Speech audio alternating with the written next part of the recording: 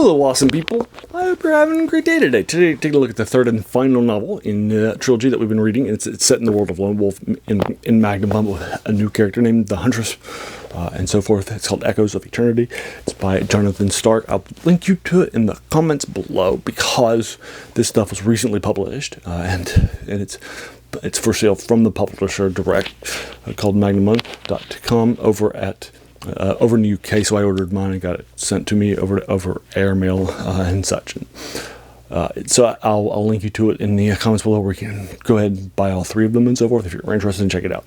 This stuff was published a couple of months ago in May of 2024. March of 2024 rather, and it's May right now when I'm reading this and reviewing it for you folks. So it was released pretty recently and so forth. But, and as a reminder, the channel's name of the worst thing about new books is that they keep us from reading the old ones, right? This is more recent stuff, but I still feel like it's fun and such to read stuff that's here and there that's more modern. For example, I did the prequels to Thrawn, and that was, back in the 2020s and so forth. It's in the last few years, right? And so forth. So I'm going to go ahead and knock these things out and so forth. So this is the third and final one. Now, as a reminder, the first one I gave a 7.2. It's a little bit longer than a regular one. It took me about 2 days for me to knock it out, at around 3.5 to 4 hours total for folks. And then I give it a 7 out of 10. The second book I thought was really, really good, and I give it an 8 out of 10, and thought it was one of my best game books. And I read a lot of game books when I was a kid after Lone Wolf, from things like Car Wars to things like the AD&D novels and the superheroes and the Marvel universe, like a Spider-Man one and such like that, right? And I definitely I also read some Middle Earth stuff too. Anyway, but this is my favorite. So anyway, so I like going back and rereading this here and there, and so forth, and letting you know what I thought about it, right? So that's cool. This one I'm also giving an 8.2. Now the previous one I gave it an 8.2 because it was so unique, because the second half was actually an open world where you could go anywhere you wanted to, and then as you learn more and more information about the open world, you also were you had more choices and options in the descriptions as you gain knowledge, right? So that was what was happening, right?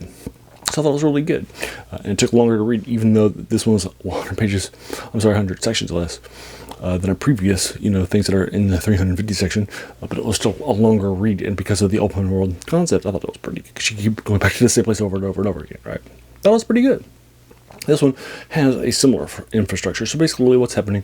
No spoilers, but you're finding out at the end of the last one, and then also in the beginning of this one, in the what's happening section, you're finding out that you are getting a call to an island. So you're mounting a boat and setting sail for an island where you need and following the hunt, right? And so forth. So now you're going to have that journey. You're going to arrive at the island, and then pretty quickly, you're going to realize that you're in a time warp. It's about maybe a half an hour into it, so I don't want to give you any spoilers and stuff, but because of the time warp aspects, again, just like the open world, where you're going to be going back over and over and over again, but gaining more and more knowledge, it's also the same concept. You're just going to be going to different places on the island in its village, instead of having more and more knowledge of what's happening.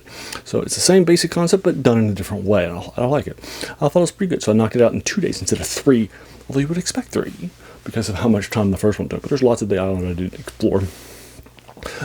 And then because I just... later on, I made the right choices when I was exploring the island and so forth. So it was a lot of fun stuff. There are whole sections of this that don't have dialogue. I'm sorry, that only have dialogue and what's happening, world building rather than combat.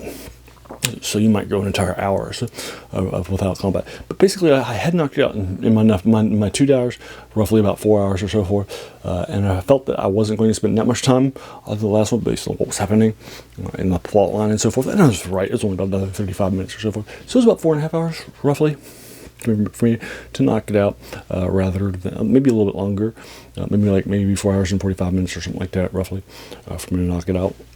So I did it in 2 days because I was really enjoying it and didn't want to spend a third day on it and knock it out. Now, I also like this too. I'm also giving it an 8 to it too.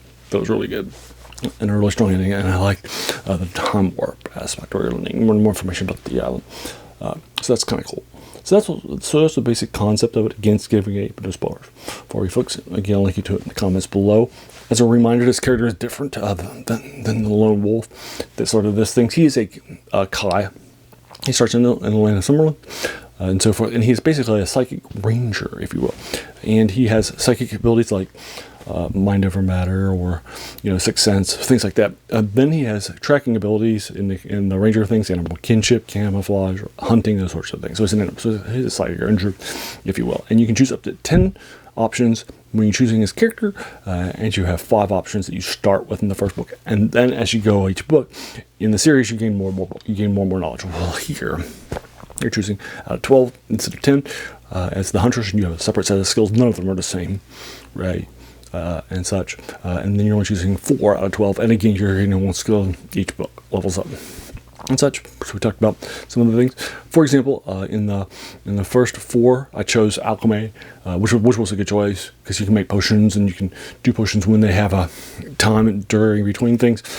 And you'll start with a potion or poison too. You can actually start with venoms that'll coat your weapon and give it powers and bonuses, or powers and bonuses in your attack. So you can also make those too, or potions, and so forth. And that was good. I'm glad I took that one. The next one I took that was good was the sword attacking one. It was used a couple times in the first book, but it was a lot more in the second book and the third book. The sword attacking one, it was really good when you're using a sword and can do some really nasty damage, particularly in duels with folks. I did not take the axe one, or the throwing daggers one, or the unarmed combat one, and I wish that I had, in part, you also start with Boris. You can also start with a gunner, with a dwarven Boris and gunny, and so forth, with 2 shots, which I did not take. You can't add it later, and I wish that I had taken that, or the throwing daggers one in the first novel. So I took the throwing daggers one, the second one, used it a lot. In the second one, you also should have been able to use wordcraft a lot, which will allow you to get through stuff. It's really good, particularly in the markets.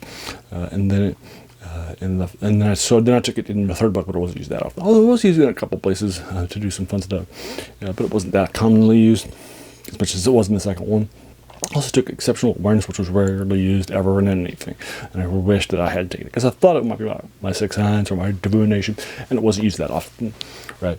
As those 2 were used. I mean, they're pretty commonly used in the first 5 books, and then in like 7 books Magna series, but it just wasn't used that much. But that's fine. So those are my lessons learned and such. So there you are. I'll go ahead and leave you to it. I thought this was a nice little 8 out of 10, nice way to end things for Echoes of Destiny for you folks. So have you read this? If so, what'd you think about it? Let's talk about it in the comments below, whatever your thoughts are. If you agree, disagree, my 10, if you want to talk about spoilers or the ending or whatever. Right. If you enjoyed this, why not hit the subscribe button? If you're feeling frisky, hit the bell icon to be notified of my 3 videos a week that I post. Also, you can hit the like button and also share it with your friends. And then finally, I just want to pause and take a moment just to thank you so much for taking some time out of your day and investing in watching my video, because we all have so many things that are happening in our lives, right? And we're pulled in so many different directions. So the fact that you spent that time with me, that's incredibly humbling, and I appreciate it. So thanks again, and have an amazing day.